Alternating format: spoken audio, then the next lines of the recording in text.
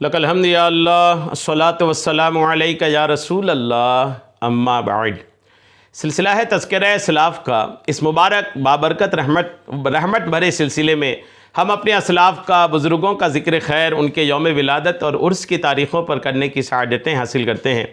آج جس عظیم الشان شخصیت کا ہم ذکر کرنے جا رہے ہیں وہ ہے شہزادہ امام حسین حضرت سیدنا امام زین العابدین رضی اللہ تعالیٰ عنہ۔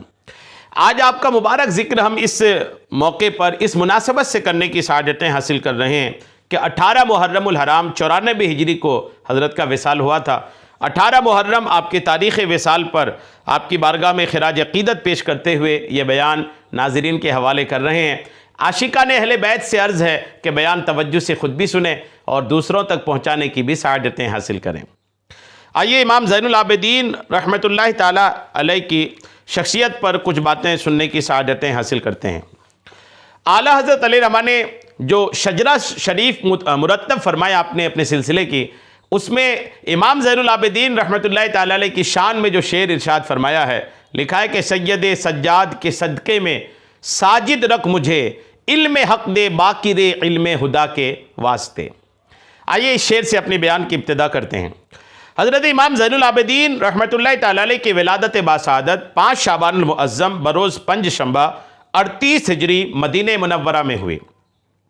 حضرت امام حسین رضی اللہ تعالیٰ عنہ اپنے بچوں کے نام اظہار عقیدت کے طور پر اپنے والد گرامی کے نام پر رکھتے تھے۔ یہی وجہ ہے کہ آپ کے اکثر شہزادوں کے نام علی ہیں، البتہ بڑے اور چھوٹے ہونے کی رعایت سے انہیں اکبر، اصغر، صغرا اور کبریٰ کے اضافہ سے پکارا جاتا تھا۔ اسی مناسبت کی بنا پر آپ کا نام بھی علی ہے۔ آپ کی کنیت ابو محمد، ابو الحسن، ابو القاسم اور ابو بکر ہے، اور لقب آپ کا سجاد، زین العابدین، سید العابدین، ذکی اور امین ہیں۔ آپ نے 2 برس تک سیدنا علی مرتضیٰ شیر خدا رضی اللہ تعالیٰ عنہ کے آغوش عاطفت میں پرورش پائی۔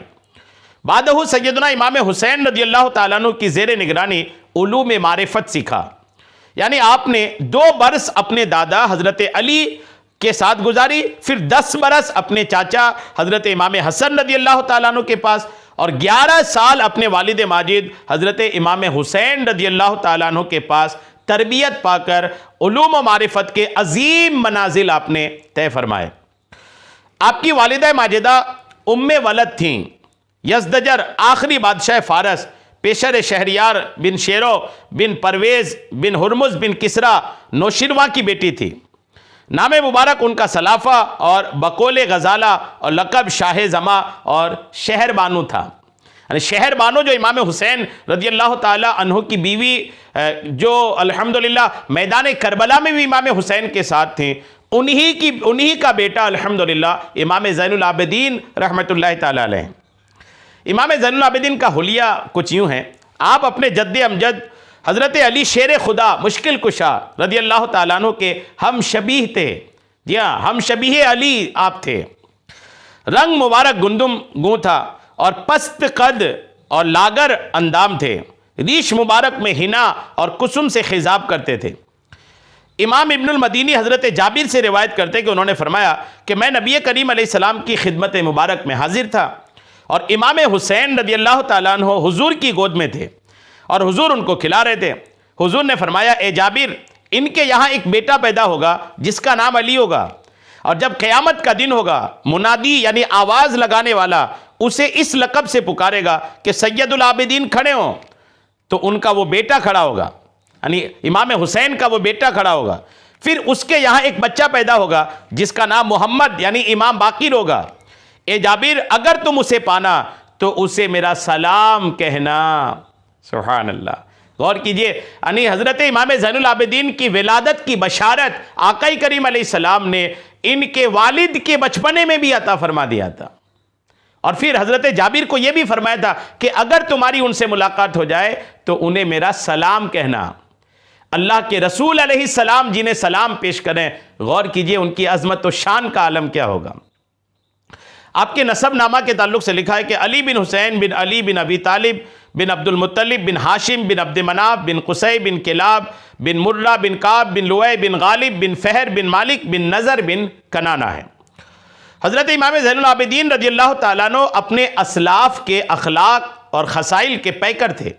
آپ بہت ہی شائستہ اور باادب تھے. اپنے بڑوں کا احترام کرتے، مصیبت زدوں کی فریاد رسی کرتے. مفلوق الحال اور غریب لوگ آپ کی ذات میں بے پناہ ہمدردی اور شفقت پاتے تھے.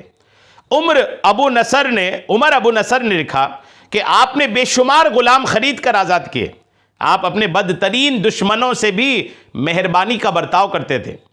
مروان بن حکم جو آپ کی دشمنی میں ہمیشہ پیش رہتا تھا، جب وہ حکومت کے زیر عتاب آیا، حکومت کے سزا کے طور پر آیا، تو اپنے اہل و عیال کے لیے آپ سے پناہ کا طلبگار ہوا.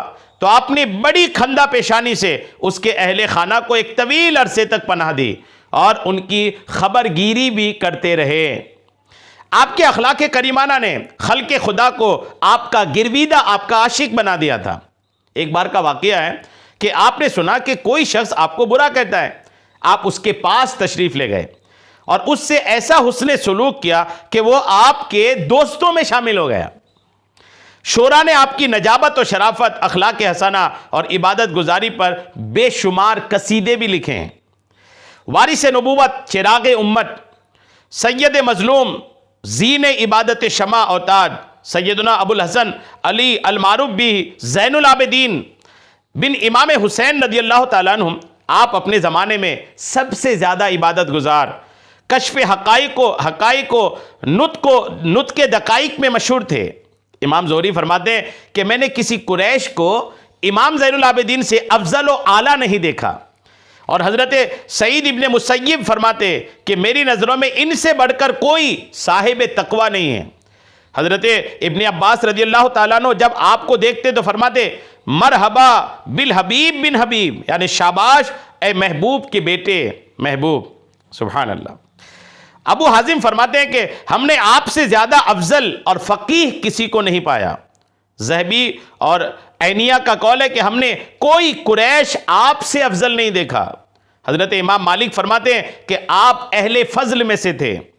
ابن ابی شیبہ کا قول ہے کہ اصح الاسانید الزہری عن علی بن حسین عن ابی ہے، یعنی حدیث کی سندوں میں سب سے زیادہ صحیح سند وہ ہے جس میں امام زین العابدین اپنے والد امام حسین رضی اللہ تعالیٰ عنہ اور وہ اپنے والد حضرت امیر المومنین علی مرتضی رضی اللہ تعالیٰ عنہ سے روایت کرتے ہیں. الحمدللہ.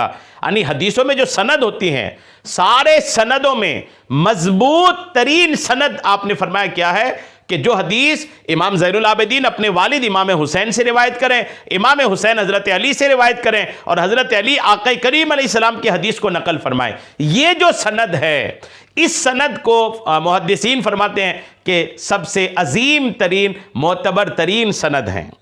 سبحان اللہ. نقش خاتم آپ کا وما توفیقی الا باللہ ہے. آپ نے اپنی زندگی میں 2 مرتبہ اپنا سارا مال و اسباب خدا کی راہ میں خیرات کیا. آپ کی سخاوت کا یہ عالم تھا کہ آپ بہت سے غربائے اہل مدینہ کے گھروں میں پوشیدہ طریقے سے چھپ کر رقم بھیجا کرتے تھے. یعنی چھپ کر کے دیتے تھے، اعلانیہ ظاہری طور پر بتا کر دکھا کر کے نہیں، بلکہ چھپا کر کے دیتے تھے کہ نہ لینے والے کو پتا ہوتا کہ کس نے دیا ہے اور نہ ہی کسی اور کو پتا ہوتا کہ اس کو کس نے دیا ہے. ایسا پوشیدہ طور پر آپ دیتے تھے کہ ان غربا کو خبر ہی نہیں ہوتی تھی کہ یہ کہاں سے آتا ہے.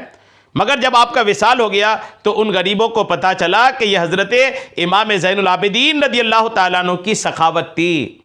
جب امام زین العابدین کا وصال ہو گیا تو غریبوں کے گھر میں پہنچنا بند ہو گیا. جب بند ہوا تب ان کو علم ہوا کہ جو کچھ بھی بے نامی ہمارے گھر میں یہ جو خیرات آتے تھے یہ امام زین العابدین بھیجا کرتے تھے. سبحان اللہ. آپ بہت ہی حلیم اور صابر اور شاکر تھے. یزید پلید کے دور حکومت میں آپ کو کربلا سے دمشق تک ہتھکڑی اور بیڑی پہنا کر لایا گیا تھا. جی ہاں، جب امام حسین رضی اللہ تعالیٰ عنہ کربلا میں شہید ہوئے اس وقت امام زین العابدین بھی بیماری کی حالت میں کربلا کے قافلے میں موجود تھے. آپ کی جان بچی تھی الحمدللہ. بیڑیوں میں آپ کو قید کر کے اس بدبخت یزید نے اپنے در پر بلایا تھا. جی ہاں، پھر عبد الملک بن مروان نے اپنی حکومت کے زمانے میں آپ کو لوہے کی ہتھکڑی اور گلے میں بھاری توق پہنا کر مدینہ منورہ سے شام تک چلنے پر مجبور کیا اور دمشق میں آپ کو قید کر دیا.